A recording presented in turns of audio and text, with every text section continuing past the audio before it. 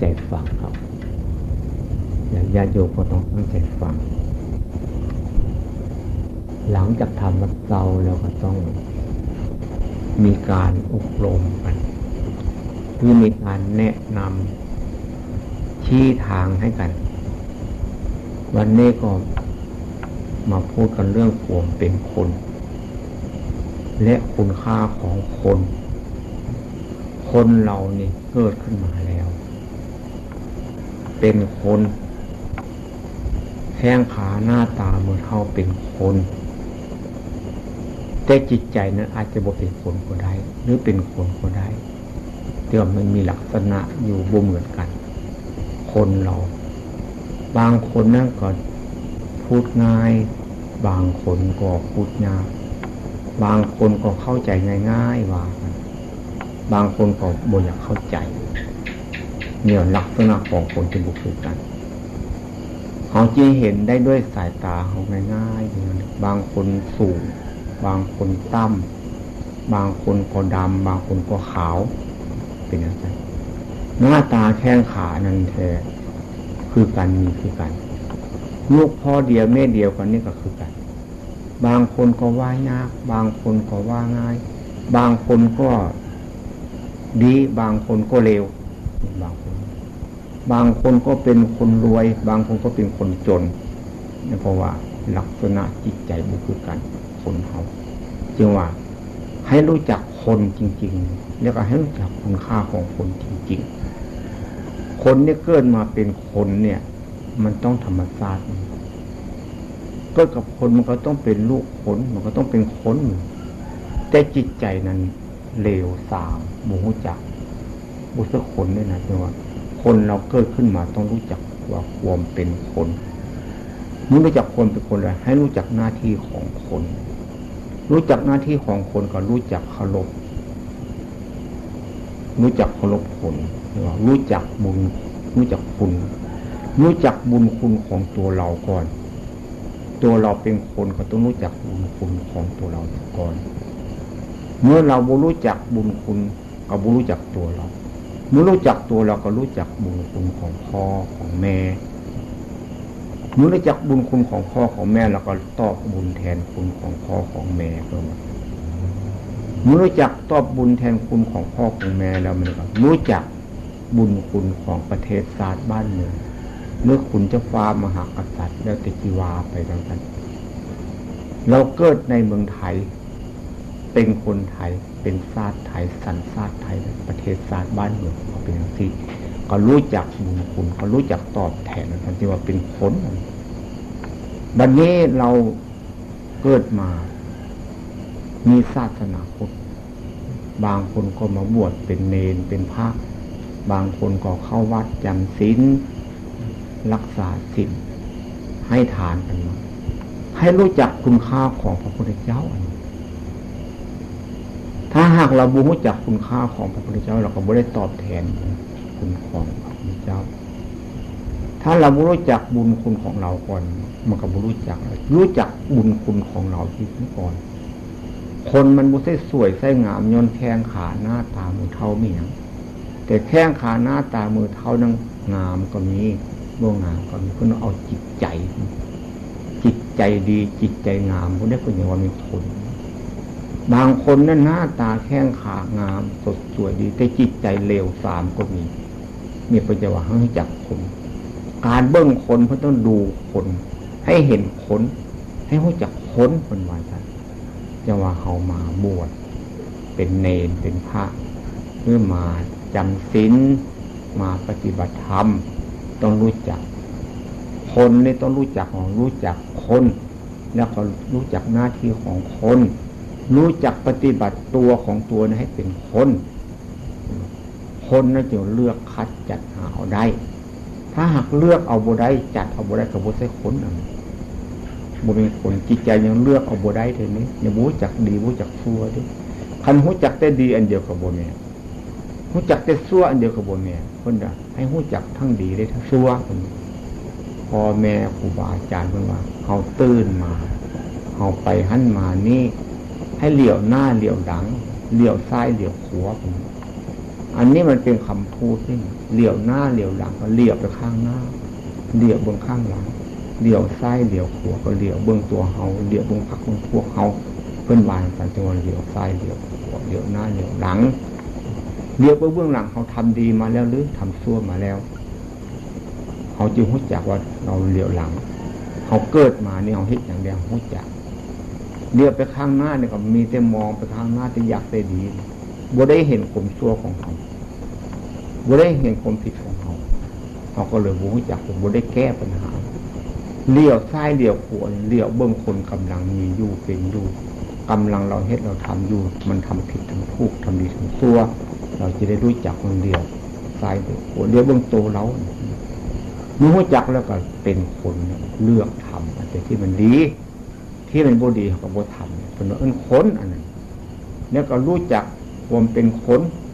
รู้จักหน้าที่ของคนรู้จักปฏิบัติหน้าที่ของคนเมื่อรู้จักแล้วก็ตอบแทนตัวเรานี่ตอบแทนตัวเราได้บทเป็นผีบทเป็นเทวดาบทเป็นอย่างมาให้ได้เห่าเนี่ยของที่เราที่แบบนี้เมื่อรู้จักก็รู้จักบุญคุณของพ่อของแม่ของอ้ายของน้องของหมู่ของเพื่อนพ่อแม่นี่รักลูกคนไว้เหมือนกับลูกตาสมมุติเอาไปซื้อมีลูกผู้เดียวพ่อแม่2 คนมีตา4 ตาลูกผู้เดียวมีตา2 ตาเกิดขึ้นมาแล้วตาบอดลูกเจ้านี่กันถ้ามีตามาใส่2 ตานี่จิตได้เป็นเจ้าฟ้ามหากษัตริย์ที่ดีที่งามเนี่ยพ่อแม่มีควงตาให้ลูกเอาตาพ่อตาหนึ่งเอาตาแม่ตาหนึ่งซะมาใส่ตาลูก2 ตาพ่อแม่ก็ต้องมีตาเดียวกันเป็นเพราะหลักลูกอยากให้ลูกดีแต่ลูกนี่เกิดมาบางคนพ่อแม่สอนบ่ได้เป็นอย่างนั้นบ่ฟังนี่หาว่าพ่อแม่บ่รักบ่แพงตัวเองเนี่ยเข้าใจผิดได้อันนี้บ่ใช่คนได้บ่เป็นคนเถอะแต่คนอยู่แต่บ่ใช่คนบ่รู้จักเคารพนับถือพ่อแม่นี่เลี้ยงมาตั้งแต่ตัวเล็กๆจนเฒ่าจนแก่จนตายจากกันไปแล้วตายแล้วพุ่นยังจะไปเฮ็ดบุญหาพ่อหาแม่อันเมื่อยังเป็นอยู่ในบุญรู้จักเคารพรู้จักนับถือนี่นะอันนี้บ่ใช่คนนี่แต่ว่าเกิดเป็นคนก็จริงบ่ใช่คนบ่รู้จักเคารพนับถือเด้นี่เพิ่นว่าอย่างนั้นจะรู้จักคนเมื่อรู้จักเคารพนับถือพ่อแม่ก็รู้จักเคารพนับถือครูบาอาจารย์ผู้แนะนำให้ผมรู้ผมเห็นผมสลาดทำอิฐนี่เราจิตสั่งซะก่อนที่บ่รู้จักบุญคุณของเพิ่นดังนั้นคนสมัยนี้จึงบ่ค่อยรู้จักบุญคุณรู้จักคุณค่าของผมเป็นคนรู้จักอยู่แต่หากว่ารู้แต่ว่าบ่ได้ปฏิบัติตามอันนี้เอามาเล่าสู่ฟังจังคนต้องรู้จักเคารพนับถือตัวเฮาพี่แหละบ่แม่นเคารพนับถือพ่อแม่ไม่อย่างหรอกเฮาทำหน้าที่ของเฮาเนี่ยนั่นเป็นการเคารพพ่อแม่เฮาซื่อๆนี่เด้เคารพเพื่อนฝูงเขาซื่อๆนี่แหละนี่คนอื่นไม่รู้จักหรอกผมเป็นคนรู้จักหน้าที่ของคนและรู้จักปฏิบัติหน้าที่ของตัวเองเป็นว่าเมื่อรู้จักอันนั้นก็คนรู้จักคัดเลือกเอาได้บัดนี้รู้จักบุญคุณของประเทศชาติบ้านเมืองประเทศเขาเนี่ยมันมีเจ้ามีนายอยู่ผู้เดียวบ่ได้แล้วก็มีป้ามีน้ำคณะหากเขาบ่รู้จักอันนั้นกับบ่ใช่คนอีกจริงแล้วรู้จักบุญคุณของประเทศชาติบ้านเมืองเราบ่รู้จักเดี๋ยวนี้สมัยนี้ผมว่ารู้จักน้อยรู้จักแต่อยากได้เงินนั่นอยากได้ซื้ออยากได้เสียงอยากได้เกียรติอยากได้ยศนี่อันซื้อเสียงเกียรติยศนั้นดีแล้วอันเงินทองนั้นได้ก็ดีแล้วแต่ถ้าหากบ่รู้จักไปแล้วก็ตัดไม้ในป่าเนี่ยเมิดแห้งเลยหมดน้ำก็บ่มีอึดน้ำก็มี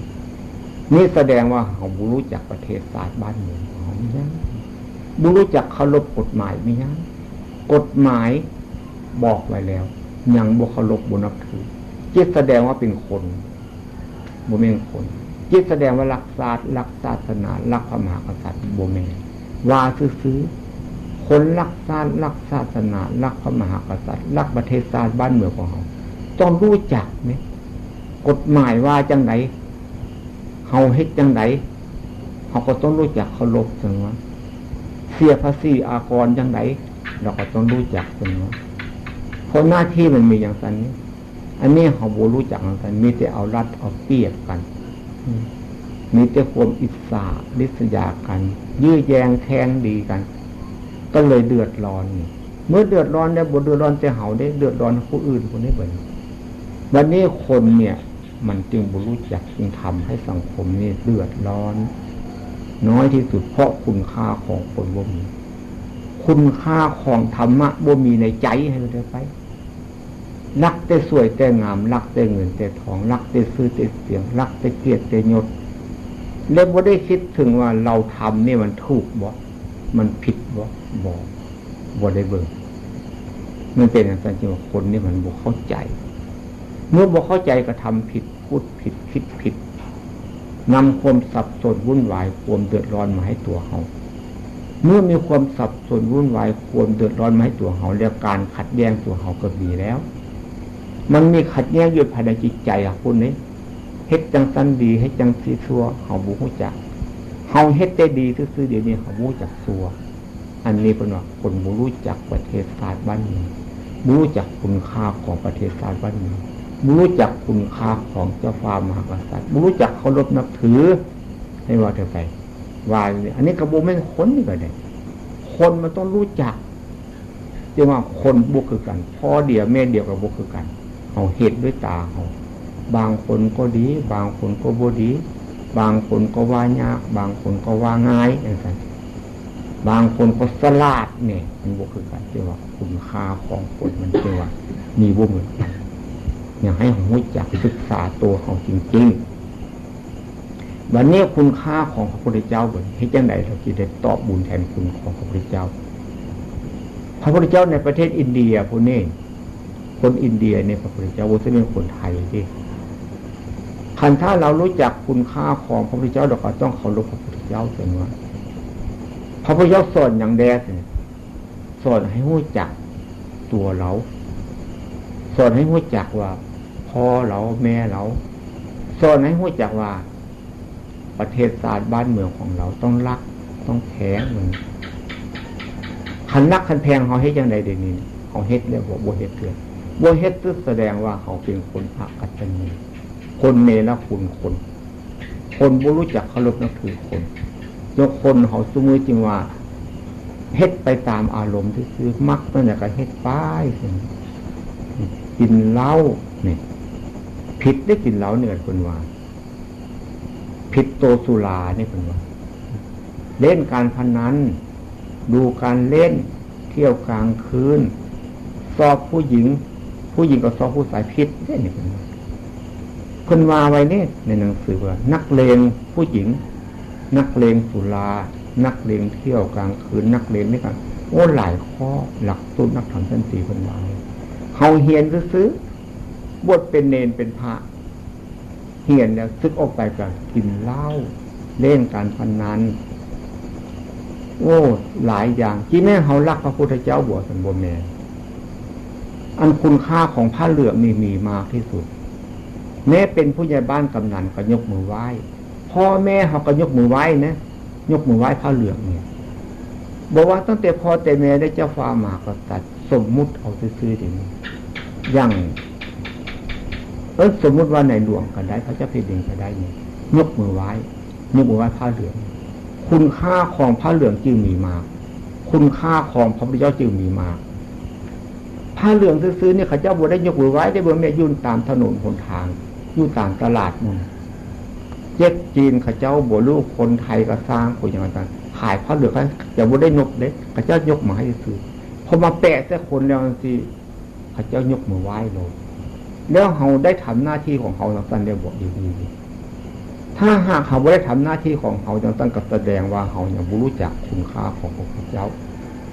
เราต้องศึกษาเล่าเรียนให้รู้จักคุณค่าของพระพุทธเจ้าจริงๆถ้าหากทุกคนรู้จักคุณค่าของพระพุทธเจ้าคุณค่าของพ่อของแม่คุณค่าของเจ้าฟ้ามหากษัตริย์แล้วเพิ่นว่ามีธรรมะของใจเพิ่นว่า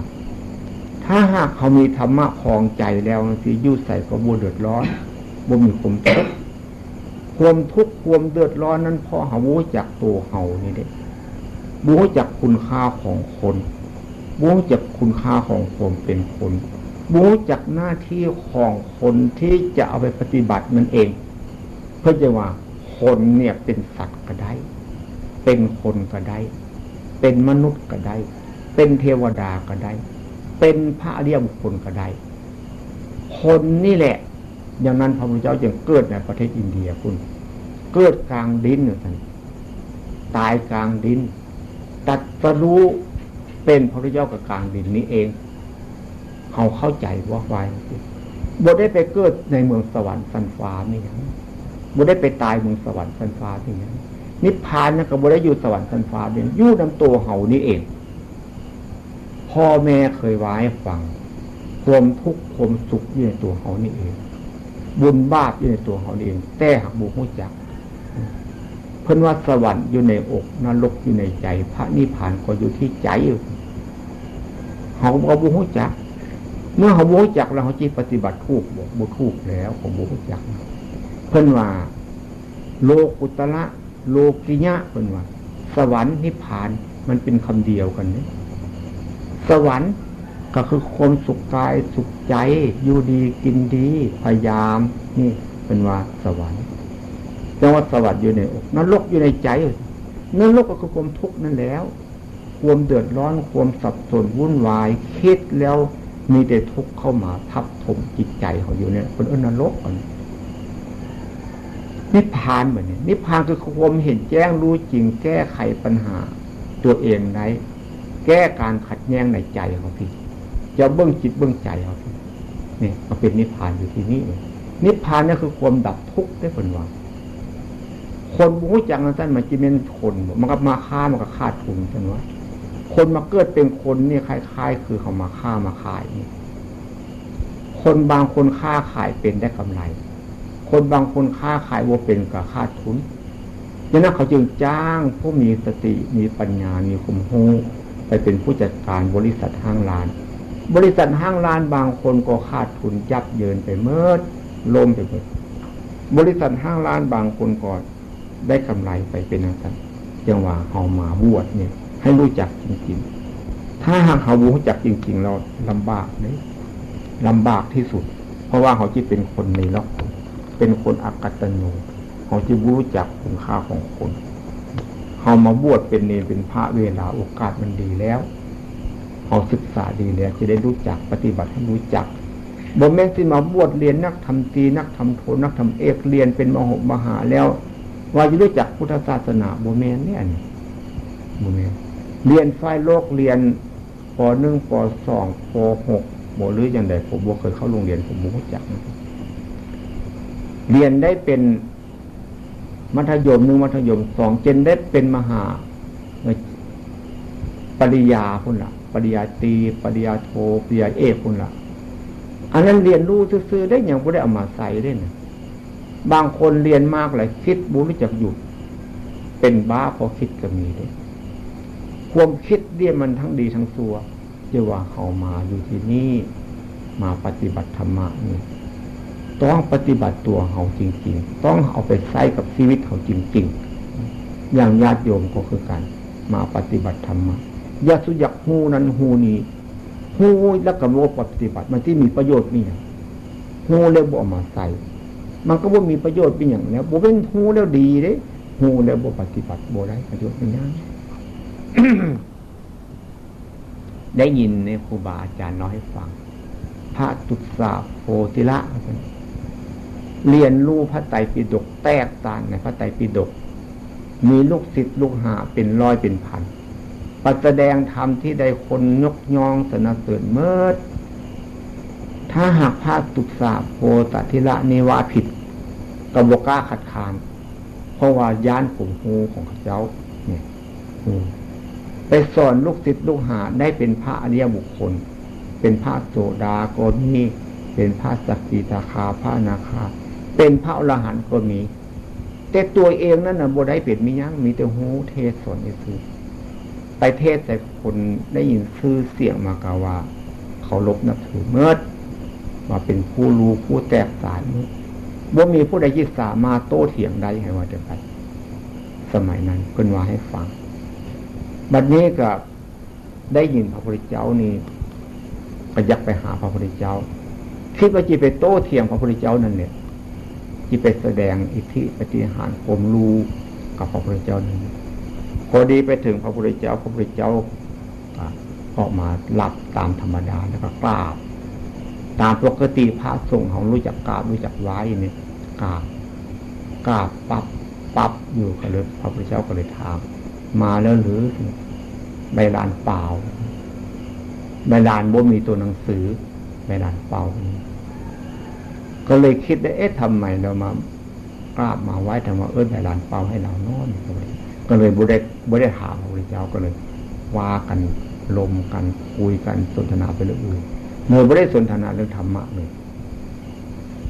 เพราะว่าเลยว่ามีปัญญาที่ถามพระพุทธเจ้าเลยคิดไปแต่เรื่องอื่นที่ถามอย่างนี้ก็เลยคิดโบยวันนี้ถึงตอนเย็นมาก็เลยจิตกลับวัดตื่นก็กราบพระพุทธเจ้าตื่นกราบจิตกลับบ้านจะกลับแล้วหรือกำพีเปล่าด้วยเมื่อไปทำอิทธนาวาใบลานเปล่าบัจิกลับขึ้นมาเจอกำพีเปล่าอีกตื่นว่ามีตัวหนังสือว่ามีคุณค่ามีอย่างเรียนพระไตรปิฎกจนแตกต่างก็มีคุณค่ามีอย่างนี่เป็นว่าจึงว่าคุณค่าของคนเนี่ยบ่ได้อยู่กับผมเลยอยู่กับการกระทำคุณก็เลยกลับขึ้นมาก็มาถามลูกศิษย์ลูกหาอยากเรียนกรรมฐานอยากปฏิบัติกรรมฐานถามไปเมื่อผู้เป็นพระอรหันต์ก็มีบ่สามารถที่จะสอนเมื่อไปพบออกกับเนรน้อยว่าไม่ไปพบลูกศิษย์ของท่านนั่นเองถามไปเนรสอนกรรมฐานอาจารย์เลยบอกสอนได้ครับถ้าอาจารย์จิตเสื้อฝังคนผมลดมานะลดทิฏฐิคันถ้าอาจารย์ลดมานะลดทิฏฐิผมสอนได้อาจารย์จีลดมานะลดทิฏฐิทั้งหมดแต่ว่าเนรที่สอนให้อาจารย์ได้เถอะสอนได้เถอะ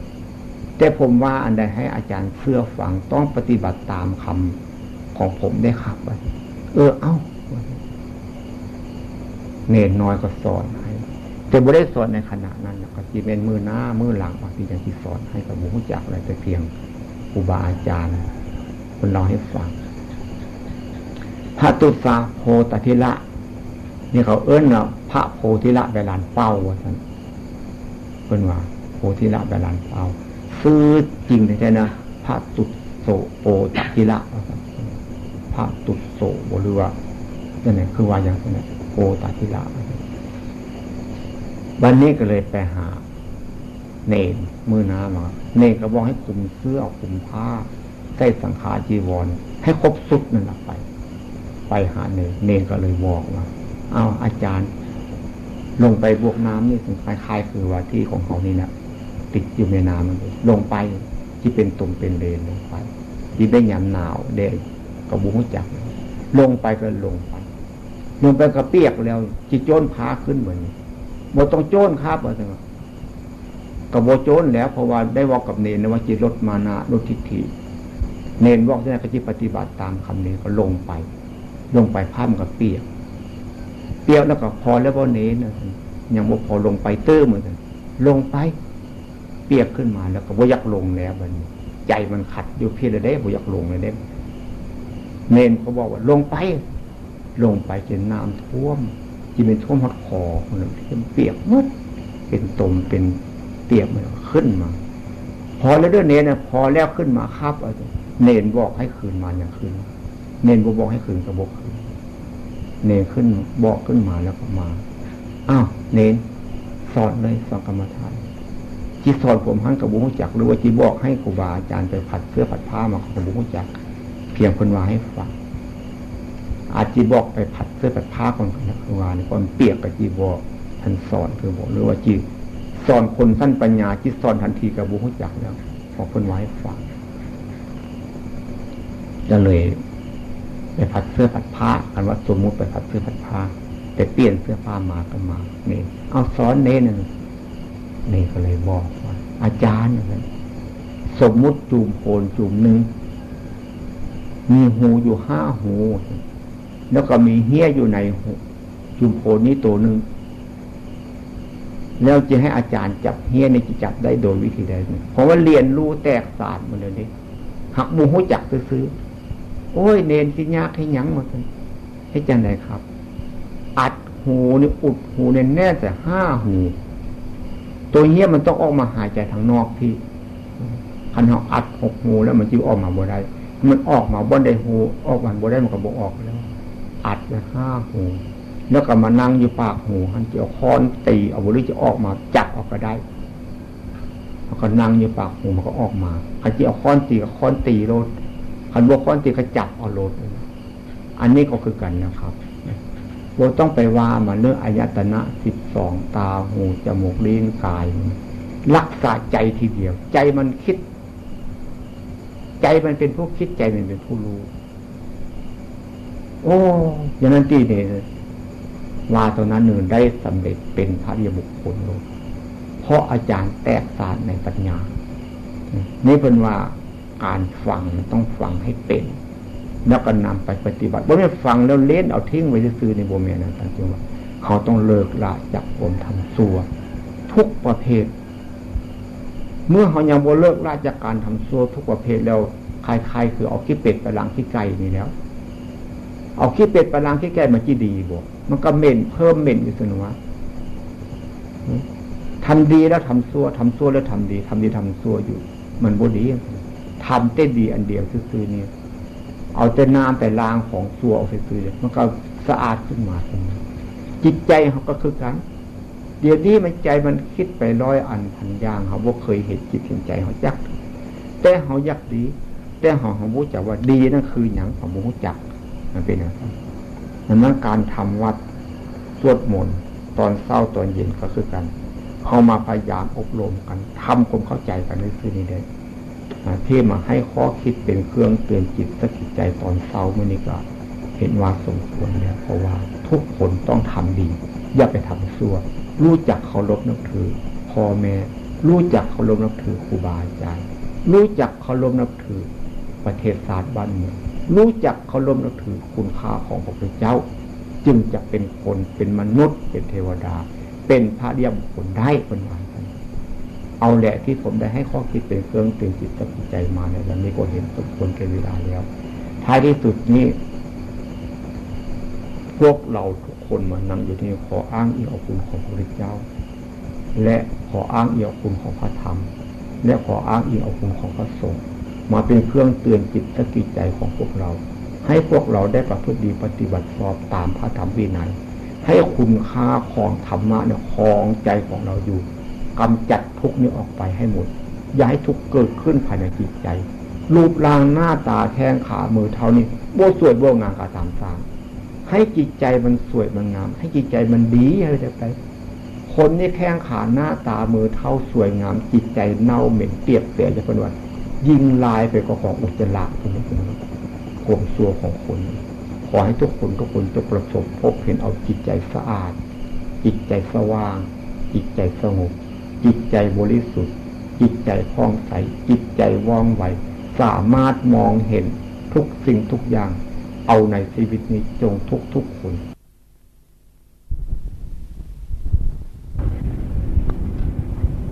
ฟังให้มันจดจำได้ทำวัดเย็นก็ทำสั้นๆเพื่อเป็นพิธีที่จะมาเล่าหรือมาเว้าธรรมะให้พวกเราฟังธรรมะนั้นน่ะบางคนบ่เข้าใจบางคนก็เข้าใจเพราะเราบ่ศึกษาตัวเราบ่รู้จักการควบคุมตัวเราศึกษาตัวเราให้รู้จักตัวเราควบคุมตัวเราเนี่ยควบคุมที่ไหนควบคุมกายควบคุมวาจาควบคุมจิตใจปฏิบัติธรรมะต้องให้รู้จักกายรู้จักวาจารู้จักจิตใจเพิ่นว่าแต่การควบคุมนั้นคือควบคุมร่างกายอันนี้รูปเจ็บหัวปวดท้องเพราะว่าโรคทางเนื้อหนังเนี่ยเขาจะควบคุมมันได้ยากหรือว่าอาจบ่ได้ก็ได้มันต้องอาศัยหมอเรื่องจิตใจนั้นมันเป็นอีกเรื่องนึงควบคุมจิตใจนี่ควบคุมได้เนี่ยร่างกายนี่ถ้าหากว่า มันต้องการมันหิวร่างกายมันหิวมันไม่ใจหิวใจหิวกับร่างกายหิวมันคนละเรื่องกัน ร่างกายหิวมันอ่อนเพลียไปกันใจหิวเนี่ยมันอีกเรื่องนึงใจหิวคือใจมันยาก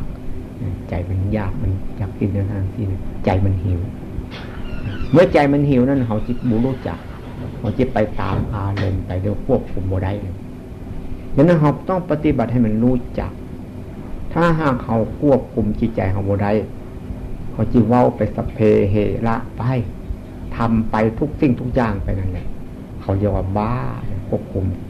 บ่ได้เขาบ้าเพราะใจมันทำไปเลยใจมันคิดไปเลยอันนั้นมันเพราะว่าบุรู้จักการควบคุมตัวเองบุรู้จักการควบคุมจิตใจตัวเองร่างกายเนี่ยควบคุมมันได้บางอย่างมันอยากไปฆ่าไปซบไปต้อยไปตีมันอยากเว้าสังใดสิ่งที่บ่ควรเว้าเนี่ยเป็นว่า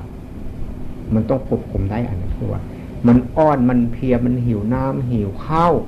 ปวดอุจจาระปัสสาวะเนี่ยควบคุมบ่ได้อันนี้มันต้องปล่อยไปตามหน้าที่ครับมันหิวต้องหาให้มันกินเป็นอย่างนั้นถ้ามันปวดท้องอุจจาระไปแล้วต้องไปบ่ได้อันนี้เขาควบคุมบ่ได้ถ้าเป็นโรคเจ็บหัวปวดท้องนะอันนี้เขาควบคุมบ่ได้เขาคันทับบ่แม่นเอายามาให้รักษายาหมอต้องมีความรู้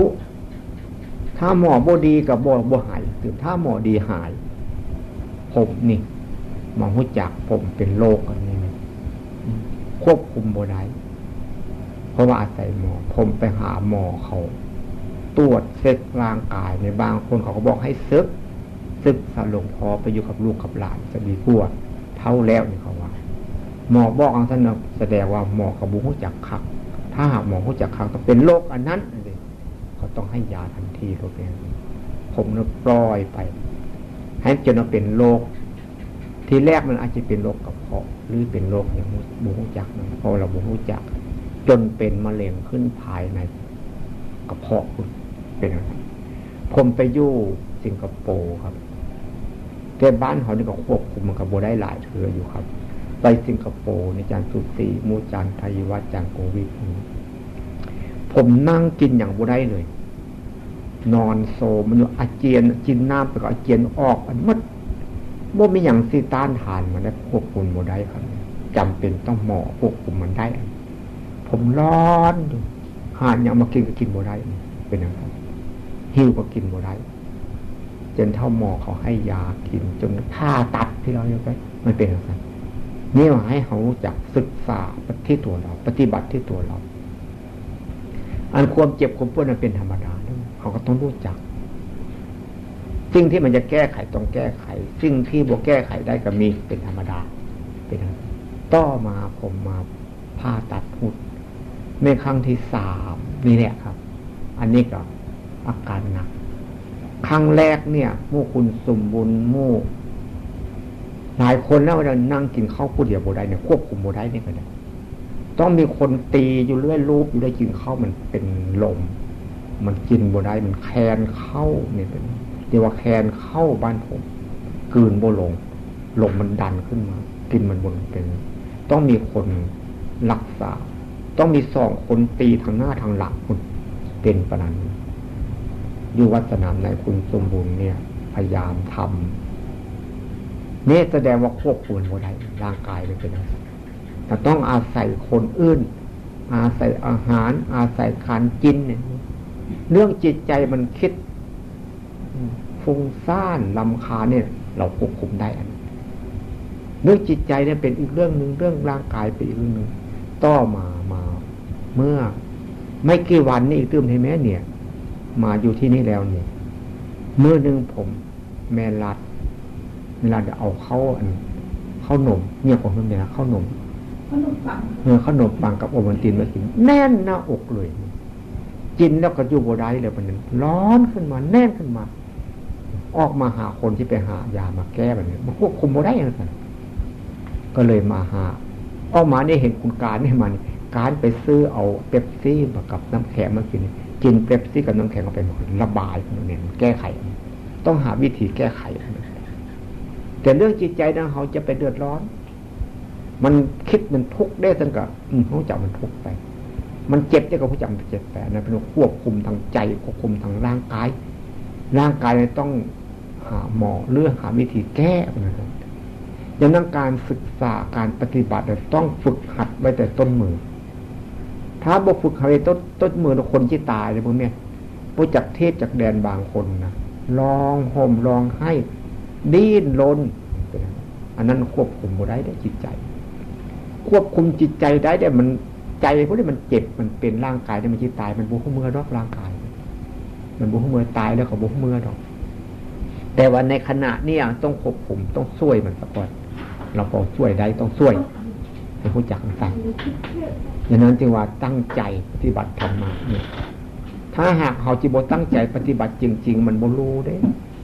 มันสิเพียงแต่ว่ารู้แล้วซื่อๆนี่ได้มันบ่รู้เด้นี่อย่างว่าเบิ่งเนี่ยนักศึกษานักเรียนมากคิดมากควบคุมบ่ได้เนี่ยผมคิดว่าเป็นบ้าก็มีเรื่องเป็นบ้านะเพราะควบคุมจิตใจบ่ได้เป็นควบคุมร่างกายต้องควบคุมจิตใจมันฟุ้งซ่านไปก็เลยไปนะผมคิดร่างกายอ้วนข้นสมบูรณ์บ่เจ็บบ่เป็นไม่ยั่งกระเจ้าก็เลยคุมมันบ่ได้นะเป็นว่าคนบ่รู้จักวิธีควบคุมในเรื่องการฟังเนี่ยต้องตั้งใจฟังบ่แม่นคือฟังหมอลำดนตรีได้ฟังอย่างประวานฟังแล้วเอาไปแก้ไขปัญหาตัวเองพุ่นเด้ผมจะฟังแล้วเอาทิ้งไปทีนี้บ่แม่นอันฟังแล้วบอกเขาต้องฟังต้องแก้ไขตัวเองไม่บอกว่าอย่าเฮ็ดบ่เฮ็ดนั่นอย่างที่แก้ไขได้บอกว่าอย่าเฮ็ดยังเฮ็ดอยู่มันก็แก้ไขบ่ได้แล้วนั่นแก้ไขบ่ได้ฟังซื่อๆนั่นเนี่ยคนจะดีจะชั่วเนี่ยต้องอาศัยสิ่งแวดล้อมตาเห็นหูได้ยินได้ฟังกันตาเห็นเป็นยังไงตาเห็นคนทำดีก็มีทำชั่วก็มีหูฟังบนเนี่ยคนพูดดีก็มีพูดชั่วก็มีอย่างนั้นแต่ว่าให้เราศึกษาลงไปที่ใจการเคลื่อนการไหวของรูปกายภายนอกให้เรารู้จักเมื่อเรารู้จักการเคลื่อนการไหวของรูปกายภายนอกจิตใจมันคิดเรื่องจิตใจคิดกับเรื่องร่างกายนี่มันคนละเรื่องกันให้รู้จักกันฟังเห็นอยู่เนี่ยผมนี่เห็นด้วยตาผมหลายคนนะผมประสบมาบางคนเรียนจบปริญญาตรีปริญญาโทปริญญาเอกมันก็มีควบคุมบ่ได้เป็นหม้อแท้ๆก็ควบคุมบ่ได้ก็มีนะบางคนคิดสับสนวุ่นวายแล้วคิดแล้วก็เลยเอาเลยบนเนี่ยเกิดมีการขัดแย้งในตัวเขาเท็จดีบ่ดีเฮ็ดบ่ดีบ่ดีบ่เนี่ยมันเป็นอาการอยู่บนเสาเนี่ยแต่ว่าเราบ่มีกำลังใจหรือว่าบ่รู้จักจิตใจตัวเองให้มันไปเป็นอาการจังว่ามาที่นี่ที่เรามาฝึกหัดกันพระคือกันโยมคือกันต้องปฏิบัติแบบเดียวกันนั้นปฏิบัติให้รู้ใจของคุณเนี่ยใจมันคิดให้รู้จักใจมันขี้เกียจขี้คร้านให้รู้จักใจมันขยันขันแข็งให้รู้จักใจมันอยู่ซื่อๆให้มันรู้จักใจมันคิดโกรธคิดโลภคิดหลงให้รู้จักคุณเนี่ยคุณรู้จักแล้วเจตนาเอามาใส่กับเขานี่มันใจคิดโกรธเขาก็บ่โกรธเขาก็เห็นมันเนี่ยเขาก็อยู่ซื่อๆว่าซื่อๆว่าหน้าที่ของเขาอย่างว่าพ่อแม่ให้รู้จักหน้าที่ของพ่อแม่ลูกให้รู้จักหน้าที่ของลูกครูให้รู้จักหน้าที่ของครูผู้สอนนักเรียนไปเรียนหนังสือก็รู้จักหน้าที่ของตัวเองนักศึกษาก็รู้จักหน้าที่ของตัวเองนักศึกษาเนี่ยผมถามเรียนป .1 ถึงป .6 เรียนมัธยม6ขึ้นไปยังเป็นนักเรียนอยู่ยังได้ให้มีครูมีอาจารย์ควบคุมตกลงเป็นนักศึกษาเรียนปริญญาแล้วบ่ได้ควบคุมนะรักษาตัวเองได้ควบคุมตัวเองได้บ่ได้ผมเบิ่งจิได้ยังเป็นบ้าอยู่นี่เลยจิไม่ควบคุมตัวเองได้บ่นั่นแหละเพราะว่าบ่มาแก้ตัวเองอย่างเดียวฝึกหัดไว้พวกเขาอย่าเป็นอย่างนั้นคนน่ะต้องรู้จักนี่ผมก็คือการแต่ก่อนบ่รู้จักเฮ็ดก็เฮ็ดว่าแต่มันดีอยู่เรื่อยๆเฮ็ดอย่างว่าแต่ดีอยู่เรื่อยๆมันเข้าข้างตัวอยู่เสมอไม่บ่รู้จักบ่เห็นจิตใจมัน โลภมันโกรธมันหลงบ่เห็นมันเข้าข้างตัวอยู่เลยเฮ็ดนึกว่าดีละเฮ็ดแล้วดีละสิมันคิดตั้งแต่ดีอยู่เรื่อยซัวน่ะบ่เห็นแต่เห็นซัวเราคิดว่าแต่ดีซื่อๆคนโบราณพ่อแม่ปู่ย่าตายายเพิ่นว่าย่างไปนำทางนั้นต้องเหลียวหน้าเหลียวหลังเหลียวซ้ายเหลียวขวาเหลียวเบิ่งตัวเองบ้างเหลียวหน้าก็คิดเบิ่งให้ว่าเหลียวไปแต่ข้างหน้าเราสิเฮ็ดได้กี่ดีบ่เหลียวไปข้างหลังบ่เนี่ยเราเฮ็ดอันใดมาแล้วมันดีบ่มันชั่วบ่เจ้าของต้องรู้จักมันเหลียวหน้าเหลียวหลังเหลียวข้างซ้ายข้างขวาเนี่ยเหลียวเบิ่งหมู่เบิ่งเพื่อนเฮ็ดจังไดเขาดีหรือเขาบ่ดีเขาเฮ็ดได้เพิ่นว่าเหลียวเบิ่งตัวเองบัดเนี่ยกำลังนึกกำลังคิดอยู่นี่เพิ่นว่าจังซั่นว่าให้ควบคุมตัวให้ได้ควบคุมรูปอันนี้ถ้าหากว่ามันดิ้นโลนเกินไปควบคุมมันได้ใจมันคิดขึ้นมาบัดเนี่ยควบคุมมันได้เพิ่นก็ว่าดีแล้วการศึกษาหลักพุทธศาสนาบาปบุญศึกษาลงไปที่ตรงนี้นะบ่เป็นผีมาซอยบ่เป็นเทวดามาซอยคนทุกข์เพราะหยังทุกข์เพราะบ่รู้จักกินบ่รู้จักใส่บ่รู้จักหาบ่รู้จักเก็บเป็นว่าคนดีเพราะหยังเนี่ยมีเงินมีทองเพราะรู้จักหารู้จักใส่รู้จักเก็บเป็นว่ารู้จักแท้ๆบ่เป็นใจว่ารู้จักแล้วว่าซื่อๆได้ผมเนี่ยเคยติดบุหรี่สูบบุหรี่มาสูบมาตั้งแต่น้อยพุ่นนี้พ่อแม่ฝึกหัดอันนี้พ่อแม่ถือว่าบ่รู้จักฮักลูกโดยใส่บ่เป็นเอาบุหรี่ให้ลูกไปใต้ไปจุดไฟให้พ่อได้ไปต้องไปต้องสูบอันนี้แสดงว่าใส่ลูกบ่เข้าเรื่องใส่ลูกบ่เป็นอย่างนั้นก็เลยสูบยาเป็นสูบแล้วบ่ออกเป็นได้ไปจนเท้าไปปฏิบัติธรรมะทีแล้วผมอายุ46ปีบ่ฮอด46ปีนี้ผมเพราะผมเกิดเดือน10ปีกุลเดือน10ผมไปปฏิบัติธรรมะผมรู้จักเดือน8ว่าเดือน9เดือน10เพราะเดือน10ก็อย่างจริงฮอด46ปีแต่ผมอยู่ปฏิบัติตัวของผมอยู่จนฮอดเดือน11เพ็ญอย่างได้ออกพรรษาผมไปปฏิบัติธรรมะพรรษาผมรู้จักธรรมะตั้งแต่เดือน8ปีครับรู้จักแล้วผมเลิกได้ความชั่วทุกประเภทผมเลิกได้ครับสูบบุหรี่ผมเลิกได้ไปดูการเล่นการพนันฟังดนตรีฟังขับลำพำเพลงผมเลิกได้หมดไหว้ผีไหว้เทวดาผมเลิกได้หมดทุกสิ่งทุกอย่างผมเห็นผมรู้ผมเข้าใจอย่างที่ว่าเอามาพูดเอามาสอนเอามาแนะนำมาตักเตือนกันจะมาฝึกหัดให้มันรู้ดีๆจะให้ผีมาควบคุมเขามันที่มาควบคุมยังไงของผีมันก็บ่มีเด้จะให้เทวดามาควบคุมเขาของเทวดาสิได้มันบ่มีพี่คือคนทำซัวพูดซัวหน้าลื้อหน้าด้านนั่นแหละเคยได้ยินว่าบักผีก็เป็นว่ายากเนาะเคยได้ยินว่าคือนี่เคยได้ยินบ่ได้ยินว่าเนี่ยเคยได้ยินว่าบัดเนนได้บัดเนี่ยพระเด่นเนี่ยพระองค์นี้เนนองค์นี้เกิดมาว่ายังคือผีนั่นเนี่ยมันต้องคือซื่อๆนี่เด้บ่เห็นจิตเห็นใจบ่ได้บ่เป็นร่างกายเป็นได้เป็นผีใจบ่ได้เป็นผีอย่างนี่เป็นอย่างนั้นเนี่ยเกิดเว้ายากบักผีบัดเนี้ยเนี่ยอีผีบัดเนี้ยเนี่ยพระผีเด่นผีซะเนี่ยมันเว้ายากเป็นว่าคนเว้ายากนี่ของเราเอิ้นผีโหงผีหาผีหยังสารพัดมันเป็นอย่างนั้นเทวดาบัดเนี่ยคนเว้าดีเว้าง่ายสอนง่ายเว้าง่ายคือเทวดาเนาะแน่เขาว่าครับเทวดาก็บ่มีตนบ่มีตัวอย่างโตคนเว้าง่ายพุ่นเว้าง่ายเข้าใจง่ายพุ่นเพิ่นจะว่าหิริขมละอายแก่ใจละอายใจพุ่นนี้เห็นใจพุ่นนี้โอตปะความเกรงกลัวต่อบาปคือมันมืดมันบ่ฮู้จักจิตผู้ฮู้จักใจเพิ่นจะว่าสอนให้เบิ่งจิตเบิ่งใจนี่อันเทวดาก็คือคนทำดีพูดดีคิดดีเมืองสวรรค์บัดเนี่ยก็คือยุ่นดีกินดีอารมณ์ดีบ่ทุกข์บ่ยากบ่เดือดร้อนปานใดเพิ่นเอิ้นเมืองสวรรค์นะเพิ่นนิพพานบัดเนี่ยเพิ่นว่านิพพานคือความบ่สับสนบ่วุ่นวายบ่เดือดร้อนเพิ่นว่าอย่างนั้นเอิ้นนิพพานคือมันบ่มารบกวนเฮาเห็นรู้เท่ารู้ทันรู้ถึงเหตุการณ์ของมันเพิ่นเอิ้นนิพพานเพิ่นเอิ้นโลกิยธรรมโลกุตตรธรรมโลกิยธรรมนั่นคือว่าคิดอยู่กับโลกบ่วางโลกใด เขาเอิ้นโลกิยธรรมมันผู้ห่างไกลผู้ยังยุกไกลจากนิพพานแล้วที่ไปนิพพานน่ะสมมุติเอาคือว่าเขาอยู่บ้านเขาเนี่ยเขาที่ไปกรุงเทพสมมุติกรุงเทพน่ะเป็นนิพพานบ้านเขานี่เป็นโลกิยธรรม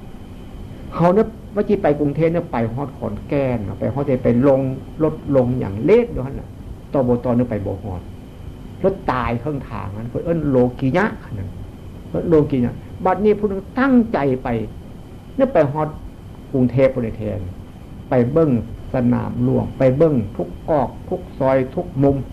โอ้ลักษณะของคนกรุงเทพการทำมาหากินเป็นอย่างนี้เนาะฮู้จักอันนั้นเพิ่นเอิ้นโลกุตระธรรมพิจารณานิพพานเหมือนพอเฮาไปฮู้จักนิพพานคนทุกคนต้องตายนี่พอว่าให้ฟังยกเว้นบ่ได้นี่เพิ่นเอิ้นสัจธรรมอันนี้ตายแท้ๆนี่นะผู้น้อยก็ตายผู้ใหญ่ก็ตายเจ้าหัวไอ้โจรตายหมดทุกคนทุกชาติทุกภาษาทุกเพศทุกวัยที่อย่างพอวานคนไทยก็ตายเป็นคนจีนก็ตายเป็นคนฝรั่งเศสคนอังกฤษคนอเมริกาคนเขมรคนยวนคนลาวตายเป็นหมดนี่เพิ่นเอิ้นสัจธรรมสัจจะเป็นของจริงเปลี่ยนแปลงบ่ได้เพิ่นว่าจังซั่นแต่เฮาสิไปรู้จักสัจจะอย่างที่บ่ได้ไปบ่ไปผิดสัจบ่ได้ทำบ่ทำผิดอันนั้นจริงอยู่เขาว่าเอิ้นโลกิยธรรมอันเนี้ยคำว่าสัจจะเนี่ยหมายถึงความตายนี่แหละเขาจิตศึกษาให้รู้จักความตายนี่แหละจิตตายด้วยความทุกข์หรือจิตตายด้วยความบ่มีทุกข์คันตายด้วยความทุกข์เพิ่นเอิ้นโลกิยธรรมตายด้วยความบ่มีทุกข์เพิ่นเอิ้นโลกุตตรธรรมตายด้วยความทุกข์นะเพิ่นว่าตายโดยบ่มีสติโดยบ่รู้สึกตัวตายด้วยบ่มีทุกข์นั่นเพิ่นว่าตายโดยมีสติตายโดยรู้สึกตัวเพิ่นว่าจังซั่นสิว่าให้ศึกษาให้ปฏิบัติเพิ่นว่ามีเงิน100 ล้านก็ตายบ่มีเงินก็ตายบัดนี้เรียนหนังสือจบปริญญาเอกก็ตายบ่ได้เรียนหนังสือก็ตายบวชก็ตายเรียนหนังสือทางธรรมะจบประโยค9ก็ตายบ่ได้เรียนหนังสือก็ตายจะว่าความตายจะว่าแน่นอนที่สุดเขาจิตสร้างความดีหรือจิตสร้างความชั่วบัดนี้มันมี2อย่างเท่านั้นเด้จิตสร้างความชั่วหรือก็เฮ็ดชั่วลงไปแล้วเฮ็ดสมชั่วไผจิเฮ็ดให้เฮาสร้างความดีลงไปก็เลิกความชั่วแล้วบัดนี้เลิกความชั่วแล้วความชั่วก็หนีหมดซื่อๆนี่ก็คืออย่างผมว่านี่เนี่ยยังพอว่าอย่าพอเลิกสูบยาก็แล้วซื่อๆนี่นะมันบ่มารบกวนมีหยังความชั่วอันนึงเลิกไปเล่นเบี้ยเล่นไพ่เบิ้งข้าเจ้าเล่นเบี้ยเล่นไพ่เบิ้งมโหรสพคบงานดูหนังนี่ก็แล้วซื่อๆนี่นะมันบ่เฮ็ดหยังให้เฮาว่าเฮาโหมันเด้อันใจมันคิดอยากไปนั่นเด้อยากให้ดูจิตดูใจใจมันอยากไปหักห้ามมันได้นี่เพิ่นว่าใจมันอยากเฮ็ดหักห้ามมันได้นี่เพิ่นว่าดูจิตดูใจบ่เป็นที่ดูซื่อๆนี่เด้อันนี้เจ้าของดูซื่อๆมันอยากไปกับป้านไปว่าฮู้จักใจตัวบ่แม่นเด้ควบคุมบ่ได้เด้นี่ควบคุมกายบ่ได้ควบคุมจิตใจบ่ได้ดังนั้นจึงว่าให้เข้าใจตั้งอกตั้งใจประพฤติปฏิบัติถ้าบ่ตั้งอกตั้งใจประพฤติปฏิบัติแล้วบ่ได้เด้นี่แหละสัจจะแท้ๆพระพุทธเจ้าทุกพระองค์และพระสาวกทุกพระองค์ต้องรู้จักวิธีตายแล้วเฮานี่ทุกคน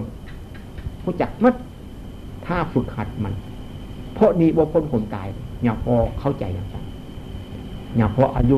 46 ปีกำลังย่างไปย่างมาตอนเศร้าให้มันตายซะก่อนแม่อย่ารู้จักแม่ความตายนี่มันบ่แม่นตายเด้มันหมดซื่อๆนี่เด้หมดเนื้อหมดหนังหมดเลือดหมดยางหมดทุกอย่างที่ว่าคือตายสมมุติเอาให้ฟังนี่มีพาของบาดแขนของบาดนี่ตัดพกลงเสียเลือดมันจะมารวมตัวออกจากบาดนี้บาดนี้พอดีของหูจักตัดปุ๊บลงไปมียาที่เจอใส่หมดเลือดมันจะบ่มาปากบาดมันจะกลับคืนไปทางพุ่นทางพี่มีกลับคืนเนื้อของทางพี่เลือดมันกลับคืนทางพี่นี่ปากบาดมันจะบ่มาออกนี่มันจะเป็นอย่างนั้นเนี่ยของที่ตายเนี่ยอย่าพ่อเคยว่าให้ฟังเอามือไปแตะก้นผู้น้อยมันขาวพอดีเขาเอามือมันออกเอามือเขาออกเลยมันแดงก้นผู้น้อยมันแดงแข้งขามันแดงเอามือกดเข้าเป็นขาวมันที่เป็นอย่างนั้นที่เป็นนั้นมันทุกคนนี่นะที่ประสบอันนี้ทุกคนนี่นะบ่ยกเว้นทั้งหมดเดียว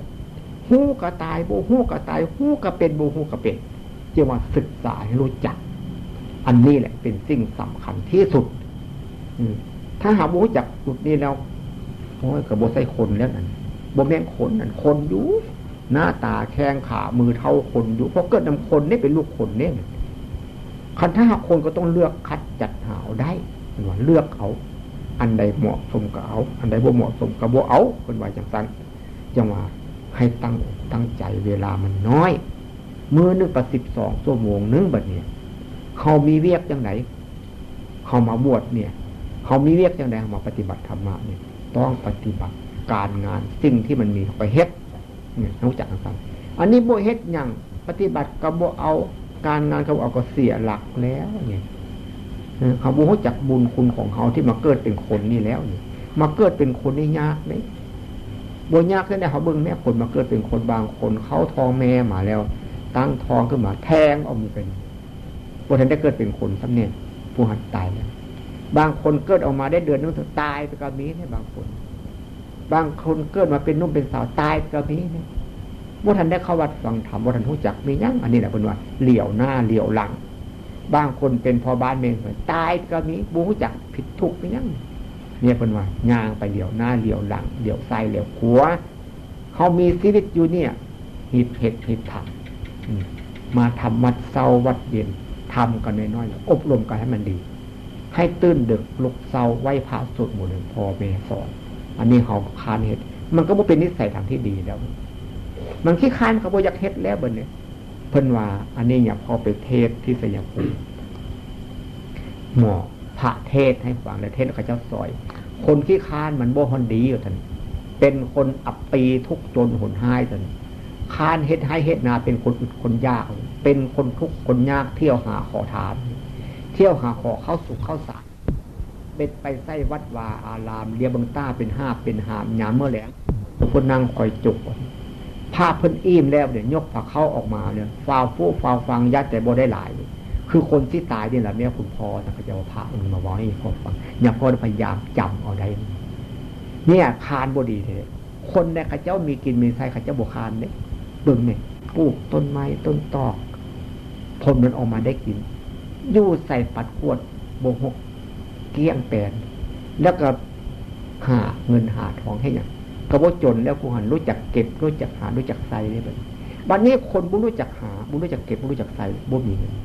รู้จักแต่หาซื้อขันบุรู้จักเก็บกับบุได้อีกตื่นมีคนมาว่าให้อย่าพอฟังมาเหตุอย่างสันจีดีนะลูกหลานนี่แหละอย่าพอวัดดีได้เห็นโอ้ยดีดอกบุดีเลยเพราะโบเก็บแต่แจไปเฮ็ดรถให้อย่างนี้ทิมทุกครั้งว่าอ้าวคนผู้รู้จักเก็บมันก็จะได้บ่นั่นน่ะมันก็บ่ดีแล้วต้องรู้จักเก็บรู้จักหารู้จักใช้พวกเฮาให้รู้จักเล็กๆน้อยๆมาอยู่นี่คือกันต้องทำวัดเสาวัดเด่นยาคารฝึกหัดตัวเฮาจิเป็นคนดีความดีของเฮาในประโยชน์ใส่เฮาจิบ่มีการขัดแย้งกับหมู่กับเพื่อนมันขัดแย้งตัวเฮาไปได้ขี้คานไปทำวัดขี้คานไปให้มันบ่เห็นโอ้ขัดแย้งใจพวกนี้มันขัดแย้งบ่เป็นรูปเฮานี่เด้ใจพวกนี้มันเป็นบัดนี้เฮาไปยุ่งใส่กับผู้หั่นสิเฮ็ดบ่ดีผู้นี้สิเฮ็ดบ่ดีมันสิขัดแย้งต่อหมู่ผู้นี้เฮาสิเฮ็ดดีบ่ได้เฮาสิเสียสละบ่ได้เด้เพิ่นยังว่าเสียสละให้หมู่ซะเฮามาเฮ็ดได้ดีซื่อๆเนี่ยคนนั้นมันอยากดีมันก็ดีเองคันมันบ่อยากดีก็สร้างมันแล้วเป็นอย่างนั้นเนี่ยเพิ่นยังว่าฝึกหัดการทำวัดสวดมนต์เป็นหน้าที่มาอยู่ที่นี่ทุกคนเนี่ยเพราะว่าเป็นหน้าที่ทุกคนต้องทำมันหน้าที่ทุกคนเนี่ยพระสงฆ์องค์เจ้ากับหน้าที่เป็นการฝึกหัดเนี่ยฝึกหัดเขาจะเป็นนิสัยเนี่ยพ่อนี่เนี่ยเคยเป็นนิสัยถึงว่าเป็นเนรครูบาเคี่ยนตีให้ลุกดึกนอนก็นอนหลังครูบาอาจารย์แต่อย่างพอโบเฮตท่านอย่างถึงเวลานอนต้องนอนแต่ต้องตื่นถึงเวลานั้นมันจะตื่นพอดีคนกรุงเทพบุก็คือคนบ้านเขาเนี่ยกระเจ้า6 ทุ่มนี่ไม่ได้นอนตี 2มันยังนอนไปตื่นเอาโพน6 โมงหรือโมงเช้า7 โมงเช้าเขาเจ้ารีบไปทำงานเป็นเขาจี้เอาแบบนั้นมาบ่ได้บ้านของบ่ได้เขาต้องศึกษาต้องปฏิบัติจริงๆที่อย่างพอวานตื่นดึกลุกเช้าเรียนหนังสือก็ต้องตั้งใจเรียนสอบรายได้มีประวัติให้มันดีถ้าเรียนบ่ดีประวัติบ่ดีก็ไปสมัครก็บ่ค่อยเอาเด้อย่างพ่อถามมันสมัครรับสมัครจาก10 คนเนี่ยจะเอา10 คนเนี่ยนะไป เป็นพันๆอย่าพ่อถามข้าเจ้าอย่าพ่อไปเทศโรงพยาบาลอำเภอพุทธบาทเขาเอาคน100 กว่าคนสมัครเป็นหมื่นพุ่นนะเนี่ยที่เป็นหวังตั้งแต่เป็นเจ้าเป็นนายจริงเงินเดือนหมดต้องทำการทำงานนะเม็ดสมัครบ่ได้กับบ่ได้แล้วก้อนเขาที่เอานั้นเขาต้องสืบประวัติเบื้องหลังดีทั้งใดซั่วจะเนี่ยเขาจะถือผู้จักที่อย่างพอมาเล่าให้ฟังเนี่ยเป็นวิธีที่ควบคุมตัวเขาหักห้ามตัวให้มันได้ถ้าหากเขาหักห้ามตัวเขาบ่ได้ก็เต็มทีได้เกิดเป็นคนเสียความเป็นคนเล็กที่หลวงพ่อได้ให้ข้อคิดเป็นเครื่องเตือนจิตสกิจใจมานี่ก็เห็นว่าสมควรแล้วเนี่ยท้ายที่สุดนี้อาตมาพร้อมด้วยพระสงฆ์และญาติโยมมานั่งฟังธรรมะอยู่ณสถานที่นี้หรือเดี๋ยวนี้นี่แหละอาตมาขออ้างอิงเอาคุณของพระพุทธเจ้าและพระธรรมคำสั่งสอนขององค์สมเด็จพระสัมมาสัมพุทธเจ้าและคุณของพระนันตาสาวกพระสัมมาสัมพุทธเจ้ามาเตือนจิตสกิจใจของพวกเราให้พวกเราได้รู้แจ้งเห็นจริงตามความเป็นจริงที่พระพุทธเจ้าสอนเอาไว้นั้นว่าสัตว์ทั้งหลายเราผู้เป็นตถาคตไปถึงแล้วแห่งนั้นและจึงนำมาสอนพวกเธอทั้งหลายให้พวกเธอทั้งหลายจงประพฤติปฏิบัติตามอย่างเราตถาคตนี้ก็จะรู้จะเห็นจะเป็นจะมีอย่างเราตถาคตนี้อันคือตถาคตนั่นคืออย่างคือจิตใจสะอาดจิตใจสว่างจิตใจสงบจิตใจบริสุทธิ์จิตใจผ่องใสจิตใจว่องไวจิตใจเขาเนี่ยสามารถว่องไวเห็นทุกสิ่งทุกอย่างอันนั้นแหละคือจิตใจของพระพุทธเจ้าบ่เป็นโตแข้งโตขาโตเนื้อโตหนังเป็นโตจิตใจมันเป็นโตสามารถรู้จักนั้นมันเป็นคนเอิ้นจิตใจสะอาดจิตใจสว่างจิตใจสงบจิตใจบริสุทธิ์จิตใจผ่องใสจิตใจว่องไวตัดสินลงไปแล้วบ่ผ่านเพิ่นเอาว่าจิตใจเห็นแจ้งจิตใจรู้จริงเพิ่นน่ะวิปัสสนาจิตว่าตั้งเก้าล่วงภาวะเดิมมันว่าตั้งเก้าแท้ๆลองเฮ็ดเบิ่งแม่มันสิเป็นแท้ๆเนี่ยพ่อรู้จักอันนี้แหละจึงว่านำมาบอกมาสอนพ่อแม่พี่น้องลูกหลานอยู่อยากให้ทุกคนนี่นะพ้นไปจากความทุกข์อันนี้เกิดมาชาติหนึ่งก็ตายเท่านึงเกิดมา2 ชาติตาย2 เทื่อเกิดมา10 ชาติตาย10 เทื่ออันนี้เป็นว่าเห็นผิดเป็นทุกข์คนเกิดมาแล้วว่าบ่อยากตายมันสิทนได้บ่ตายนี่เป็นว่าเห็นผิดเกิดมาต้องตายพระพุทธเจ้าจึงสอนบ่ให้เราอยากเกิดเป็นให้เราเห็นผิดเห็นภัยตัวมาเกิดพุ่นนี้ตัวจิตใจไม่ได้คุมมันได้นี่อย่าพอวานี่นะคุมไว้มันมาเกิดพุ่นนี้นี่แหละขอให้ทุกคนจงประสบพบเห็นเอาในชีวิตนี้หรือเวลาอันใกล้นี้จงทุกคน